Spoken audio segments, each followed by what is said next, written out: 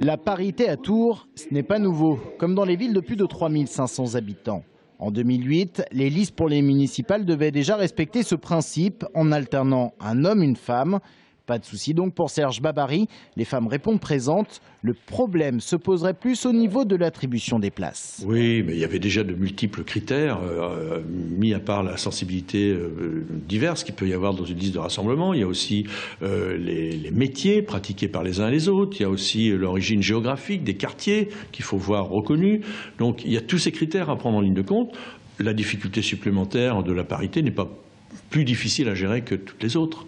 Pas de problème d'effectifs féminins en ville, c'est moins vrai à la campagne où la constitution d'une liste pour les municipales peut virer au cauchemar. En Bioux, au nord-ouest de Tours, 1800 habitants. Pour la première fois, les municipales auront lieu sous le signe de la parité. Seulement voilà, ici 3 listes sont pour le moment en compétition. Gérard Carré, l'un des candidats, à ce jour, il ne dispose que de 10 noms sur 19. La parité, c'est un peu un problème.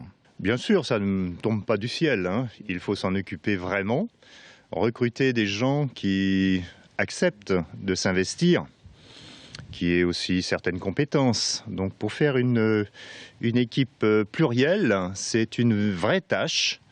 Recruter du personnel féminin, une candidate concurrente à Ambiou n'a pas eu ce problème. Astrid Jacques a quasiment bouclé sa liste. Cette conseillère municipale se présente pourtant contre le premier adjoint de la commune.